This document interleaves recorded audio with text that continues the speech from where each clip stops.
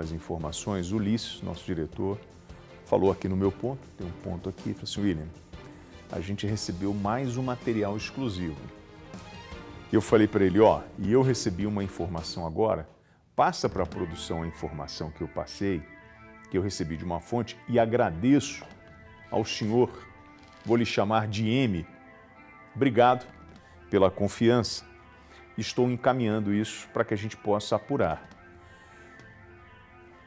O que o Ulisses já apurou agora, e eu vou mostrar para vocês, lembra que nós mostramos o menino, ele teria ido a uma mercearia, para quê?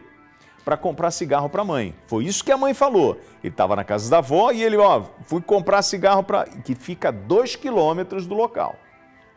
Nós mostramos uma imagem dele às 8h26, outra às 8h29, e a comunicação do ataque na padaria chega à autoridade policial às 8h40. Ou seja, ele não tinha como estar ali naquele lugar. Beleza? Ó, esse aí, ó, 8h29. Aí falou assim, mas quem garante que ele foi à mercearia? Atenção para o material exclusivo, que aí ele passa de bicicleta. Material exclusivo que a produção acaba de conseguir sobre o triplo homicídio em Ribeirão das Neves. Me dá o comprovante. Pode colocar o comprovante. Compra de cartão de débito às 8h28. Essa foi a compra que o menino fez de R$ 35,50 no dia 4/2/2026, às 8h28. Gente, tem 2 imagens dele. Tem um comprovante agora. Tem o depoimento da mãe e tem a fala dele, o vídeo dele chorando. Esse vídeo, ele está no local, quando ele recebe a informação, ele vai à padaria, que é mais um vídeo exclusivo da Band. Ali é aquela senhora morta de 56 anos. E ouve aí, ó.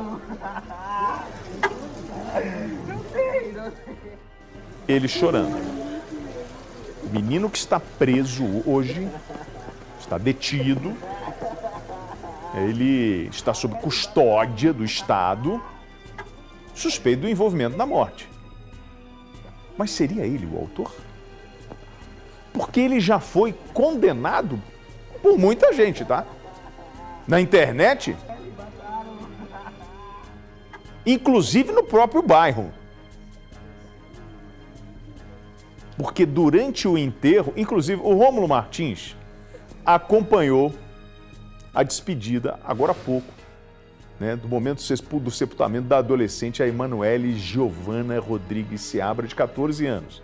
Ela foi assassinada a tiros, junto com a amiga e uma cliente da padaria em que o pai era dono, em Ribeirão das Neves. Rômulo Martins, você acompanhou a cerimônia da despedida e as pessoas o tempo inteiro pediam por justiça e questionavam até o tempo de resposta, não é isso? Exatamente, WT. Boa tarde a você e boa tarde a todos. Eu estou aqui no Cemitério da Paz, na região noroeste de Belo Horizonte, onde agora há pouco aconteceu o sepultamento da Emanuele Giovana Rodrigues Seabra, de 14 anos. Familiares e amigos lotaram aqui o cemitério, eles chegaram em um cortejo, inclusive chegaram a alugar um ônibus. A maior parte deles estava de blusas brancas e com balões brancos nas mãos para pedir paz e justiça. O clima aqui era bem tenso, sabe, WT? Todo mundo consternado com o que aconteceu, todo mundo indignado com o que aconteceu e pedindo justiça, cobrando às autoridades que esse caso seja resolvido o quanto antes e que o autor desse crime pague pelos seus atos.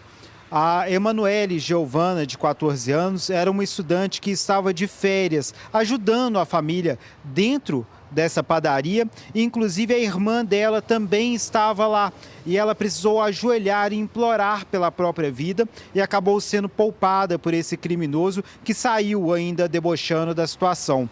A Emanuele foi socorrida com vida para o Hospital Risoleta Tolentino Neves, onde ela permaneceu internada e não resistiu aos ferimentos e acabou falecendo na tarde desta quinta-feira. Eu conversei agora há pouco com uma tia da Emanuele, que falou como essa jovem de 14 anos que sonhava em ser uma policial militar era gentil e cuidadosa dentro de casa ali e servia de inspiração até pelas próprias primas. Veja só. Ela era uma menina muito boa, muito tranquila, estudante, sempre assim alegre dentro de casa, todo mundo assim, minhas meninas até se espelhavam muito nela, que era uma menina muito calma e tranquila, muito alegre. Vamos sentir muita falta dela, porque um covarde desse chegou e fez isso com ela. E ela compartilhou algum sonho? Ela já falava de profissão, o que ela queria ser? Até então, quando ela vivia com nós lá dentro de casa, ela falava que sempre queria ser policial. Pois é, WT, e hoje mais cedo também, os corpos da Natiele Camille Fernandes Faria, de 16 anos, e da Ione Ferreira Costa, de 56, foram sepultados. Veja nas reportagens. Dor, silêncio e muita comoção marcaram o velório de Natiele Camille Fernandes Faria, de 16 anos.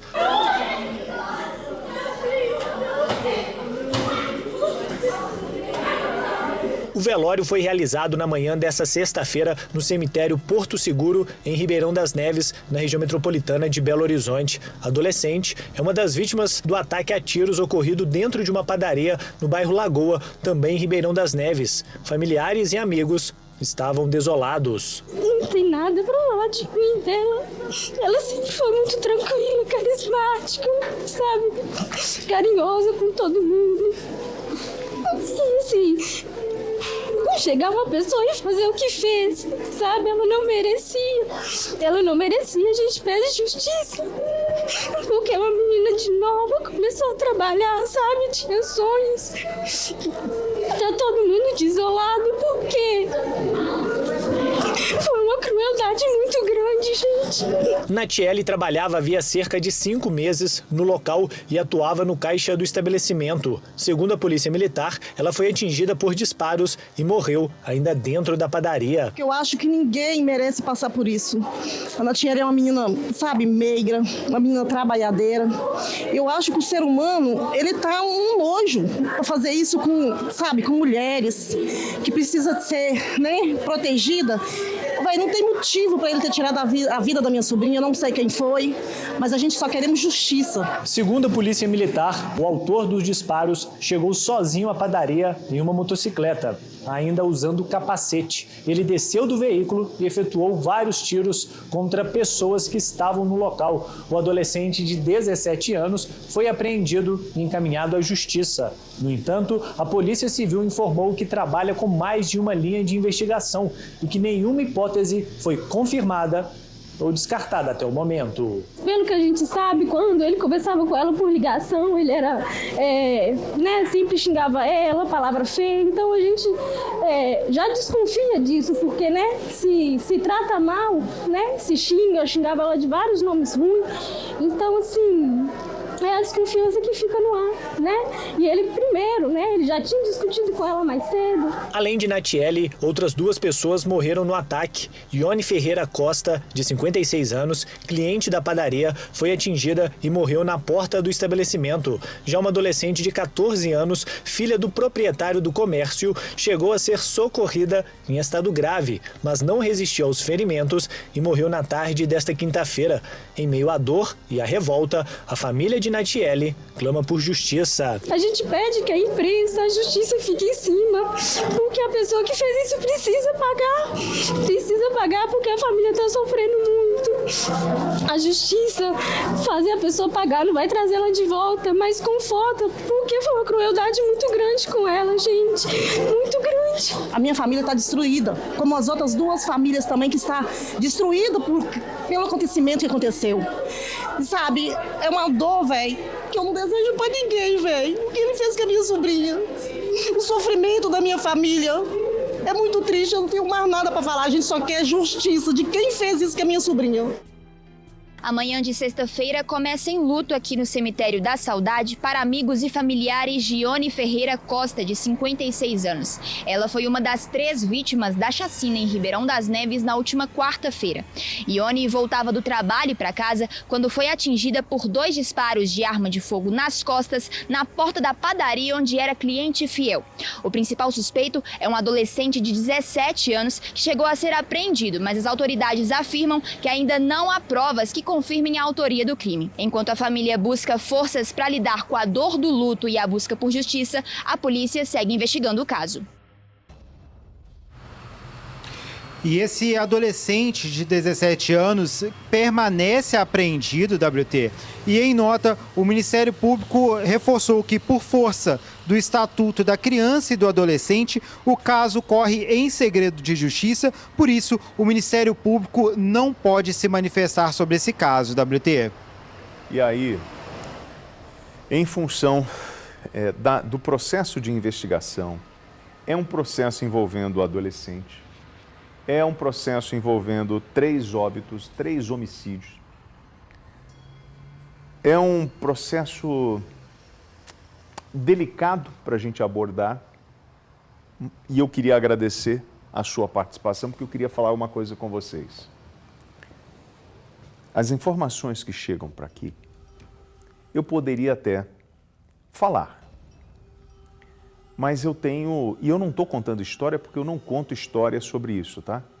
Inclusive, o meu telefone, eu disponibilizo ele no ar, eu passo para as pessoas e só eu tenho acesso. Às vezes eu demoro a responder, né, as demandas, os problemas que as pessoas mandam, porque só eu tenho acesso. E eu não posso divulgar todas as informações que eu recebo aqui. O que eu faço? Eu pego essa informação, mando para a chefia, essa aqui, mas sem o nome da pessoa, assim, recebi a seguinte informação, vamos checar. Eu pedi para chegar agora com as pessoas próximas aos envolvidos. Isso aí, beleza, Ulisses. Eu pedi para fazer um contato com a Polícia Civil, para ver se a Polícia Civil vai confirmar isso, e pedi um contato com a turma do IML, principalmente do IML. 3 corpos foram levados para lá, ok? Eu não tive acesso ao laudo, né, com a quantidade de tiros, como estavam essas pessoas que estavam ali, porque tudo isso também pode estar ajudando a polícia na investigação. Volto a dizer, eu não posso ir além disso, mas o que eu posso dizer para os senhores, que nesse momento onde eu estou apresentando aqui, mostrando para vocês o material que nós recebemos, para você que ligou a TV agora, esse é um comprovante que, segundo a nossa fonte, é um comprovante da compra de mercadorias que o menor que está apreendido, está sob custódia do Estado, apontado como suspeito na morte, ele, às 8h28, comprou para a mãe, e eu lembro da mãe falando que queria comprar para ele comprar cigarro, e provavelmente comprou algo mais ali, num estabelecimento comercial. Eu, inclusive, já pedi à produção, porque eu tenho aqui o comprovante da compra, mas eu preciso do endereço de onde foi essa compra, se é que podem me passar. Eu já pedi à produção, porque até o comprovante eles cortaram ali, e seria um comprovante que a gente tem a imagem. Você tem o nome do estabelecimento? Então me manda, é porque nós tiramos o nome do estabelecimento, beleza, mas me manda então que eu vou encaminhar aqui, beleza, Ulisses, que ótimo. Nós tiramos o nome do estabelecimento. Eu não sabia dessa informação, o Ulisses está me dizendo agora, a gente tem esse nome desse estabelecimento comercial. Isso até para proteger o local onde ele foi, né? E até quero parabenizar a nossa equipe, porque é mais um furo nosso. E provavelmente, se a gente coloca o estabelecimento ali, além de expor esse estabelecimento, um monte de gente vai lá. Mas a gente já está fazendo esse trabalho até para conseguir imagens do local. Porque nós já conseguimos 2 vídeos exclusivos, mostramos imagens aqui, exclusivas para os senhores, mostrando este adolescente longe do local, pelo menos 2 quilômetros. Que essa é a informação que a gente tem do vídeo. Às 8h29. Não é isso? Põe aí, ó, às 8h30, olha ali, ó, 29. Ele comprou na mercearia e estava voltando para casa. Olha ali, às 8h29 e 55, se não me falha a boa memória, você vai ver a imagem lá, ó, 49, 50, 51, 52, 53, 54, ele aparece no vídeo, de bicicleta. Depois, volta a imagem, Guto, volta a imagem. É possível ver se ele está, porque ele está com um casaco com um moletom. O moletom que ele foi detido com isso, não é isso? Mas ele está carregando alguma sacola, alguma coisa? Não dá para ver, né? Não dá para ver, mas como é cigarro, porque ela tinha falado cigarro, ele pode ter colocado no moletom, no bolso, não é isso? E está seguindo para casa de bicicleta. O crime foi cometido por um cara de capacete, com moto e armado. Eu tenho a notificação do crime para a ligação que a PM recebe é às 8h40. Eu tenho um relatório aqui. O crime foi o quê? 35? Daria tempo dele colocar um capacete, pegar uma arma, subir numa moto, ir lá, mata os 3 e vai embora? Aí você vai falar assim, ô WT, a polícia tem um outro suspeito? Claro que tem. Claro que tem. E esse outro suspeito pode estar relacionado a alguma coisa passional com alguma das vítimas? Sim. E aí você tem que pegar o histórico. A família diz, ele brigava com ela, falava palavrões. Eles ficaram separados pelo menos 2 dias, não era isso? Eles tinham separado e voltaram. Ela chegou a levar ele para a igreja. E que ele seria agressivo com ela. Por isso que ele é o principal suspeito. E teria um relacionamento com ela. Porém, nesse intervalo de tempo, o que aconteceu? Ou o que aconteceu antes? Pode ser, a gente pode estar olhando para alguma coisa relacionada a namoro, ciúmes, não dele, mas de outro. E volto a dizer, o laudo no IML pode falar muito sobre o que está acontecendo. Ulisses, manda para mim agora que eu vou mandar para a fonte que me pediu um endereço. Assim, ó, pode mandar que eu vou fazer um levantamento. Ok. E eu vou passar meu telefone para você? Não tem nenhum problema. Só, por favor, não me manda aquelas mensagens de bom dia, boa tarde, não. Só me manda a informação que você acha de um problema, de uma coisa que você está vendo na TV. Pô, senhor, seu WT, eu tenho essa informação aqui. E volto a dizer, eu não sou polícia, amigo. Não trabalho com investigação policial, nada disso. Isso você pode mandar para a polícia, tá? Mas uma informação que pode ajudar num caso, eu estou aberto aí, tá bom? 31 é o meu telefone. O prefixo é 97107-9570. 97107-9570. Só eu atendo. E tem mais, meu Instagram, se quiser, @wtravassos. Também só eu acesso. @wtravassos, tá aí na tela para a turma poder ligar. E o papo é reto, não faz curva e pode confiar, tá? Estamos de volta com o Brasil Urgente Minas. Na semana passada, a Band conseguiu vídeos exclusivos, inclusive um comprovante de uma compra.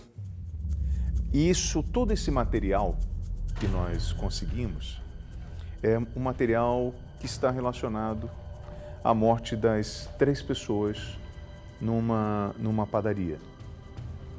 Pois bem, o que aconteceu de novo de sexta-feira para cá? Prestem atenção. Isso é um trabalho do nosso produtor, do nosso repórter, da equipe da Band. Trabalho muito bem feito, né? Buscando com as fontes, ganhando a confiança das pessoas que entendem, né, como nós trabalhamos, sem expor ninguém, mas mostrando que o jovem que estava sendo apontado como autor dos disparos estaria em outro lugar. O que aconteceu? A Polícia Civil está analisando as câmeras de segurança que podem mudar o rumo das investigações sobre a morte das duas adolescentes e daquela senhora na semana passada. Essas imagens que a Band conseguiu. Isso aconteceu em Ribeirão das Neves, na Grande BH. Segundo o boletim de ocorrência, para lembrar o caso, os assassinatos foram ali por volta de 8h37 da noite. Às 8h30 da noite, o adolescente aparece de costas de bicicleta. 13 minutos depois, ele retorna segurando uma sacola onde estariam as compras feitas a pedido da mãe. Elas alegam que o adolescente ficou sabendo, na verdade ela alega, né, que o adolescente ficou sabendo por ela sobre o assassinato. Desde a noite do crime, esse adolescente de 17 anos está apreendido. A mulher de 56 anos e as duas adolescentes de 16 e 14 anos morreram baleadas na padaria no bairro Lagoa, na noite de quarta-feira, do dia 4 de fevereiro. O caso segue em investigação e a polícia agora trabalha justamente com essas novas informações que chegam para as autoridades, o que traz a possibilidade de um outro suspeito. Nós ainda não tivemos acesso ao laudo pericial do corpo das 3 vítimas. O que a polícia encontrou nesse laudo? O calibre da arma? Alguma outra coisa? Alguma outra informação que eles encontraram ali no local? Quais são as outras imagens que a polícia tem? Porque o suspeito que está detido é esse que aparece ali, ó. Um moletom, né? Um casaco, uma calça jeans, né? Ele tem algumas tatuagens no pescoço, enfim. Ele, quando aparece, ele está de bicicleta e ele vai comprar cigarro para a mãe. Ele estaria na casa da avó, vai comprar cigarro para a mãe e retorna para a mãe. A mãe avisa que acontece o tiroteio e gravam ele chorando na porta da padaria. Ó, como é que ele tá ali, ó, tá vendo? Gravam ele depois assim, ó. Você vai lembrar desse vídeo, olha lá. Tem aquela senhora de 56 que veio a falecer. Olha ele chorando. Certo? Pois bem, todo esse material dos vídeos que você está vendo agora foram conseguidos pela Band. Eu tenho que registrar isso aqui, né, pela nossa equipe. Ele é comunicado pela mãe e vai até o local. Quando você olha para a roupa que ele está usando, né, você vê o casaco preto, a calça jeans, não é isso? É a mesma roupa que ele está passando de bicicleta. Ó, o tênis, é um tênis branco, não é isso? É a mesmíssima roupa. Como é que estava o atirador? O atirador estava de motocicleta, com um capacete. Olha a calça dele, tem até um detalhe lá, ó. Tá vendo? Uma espécie de costura mais escura ali, no meio da calça. O atirador, ele estava de capacete de motocicleta e armado. Então, quando você pega essas duas imagens, né, aqui, elas não batem com o que está ali no boletim de ocorrência. O chamado para a autoridade, esse é o comprovante de compra. Você está vendo ali onde tem complemento, ali embaixo a gente tem o nome do estabelecimento comercial, mas nós não vamos disponibilizar isso para não expor esse estabelecimento comercial onde ele fez a compra às 8h28. O crime foi às 8h27, certo, Ulisses? 37, perdão. E quando segundo o boletim de ocorrência, às 8h37, o bandido atira, tá? A distância do local onde ele faz a compra até lá é perto, é 1,5 km. Mas daria tempo para ele largar a bicicleta, subir numa moto, matar, pegar a bicicleta e voltar? E depois ir para a porta da padaria? Não bate. Não bate. Não bate. O atirador, que, entenda, a gente está falando da figura do atirador, do cara que entra na padaria e executa as pessoas e deixa uma testemunha viva. E ele ainda dá um sorriso para essa pessoa, dando a entender que ele tinha o poder da vida e da morte na mão dele. O atirador, quando você olha para ou esse garoto é um ninja e planejou isso de uma forma muito certinha, entre parar a bicicleta, subir numa moto, botar capacete, pegar a arma, tirar, depois voltar, larga a arma, larga o capacete, esconde a moto, monta na bicicleta e vaza. Isso teria que ser um planejamento de filme do Missão Impossível. Uma coisa muito precisa. Agora, se realmente ele não estava lá, quem é o atirador? Quem atirou contra essas 3 pessoas, 2 adolescentes e uma senhora de 56 anos? E qual seria a motivação do crime? Teria relação com esse adolescente apreendido? Teria relação com algum envolvimento amoroso com uma das meninas? E por que alguém entraria dentro de um estabelecimento comercial e tiraria a vida das pessoas? Dessa forma tão estúpida? Volto a dizer, com todo respeito às famílias envolvidas, o que nós estamos fazendo aqui, na verdade, é apresentando o material que a nossa produção conseguiu para tentar, de alguma forma, ajudar a polícia a chegar ao responsável por este crime.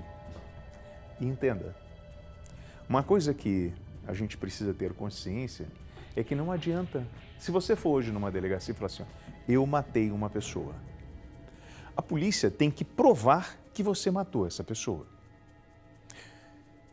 O maior desafio agora é a polícia conseguir todas as provas necessárias para condenar alguém.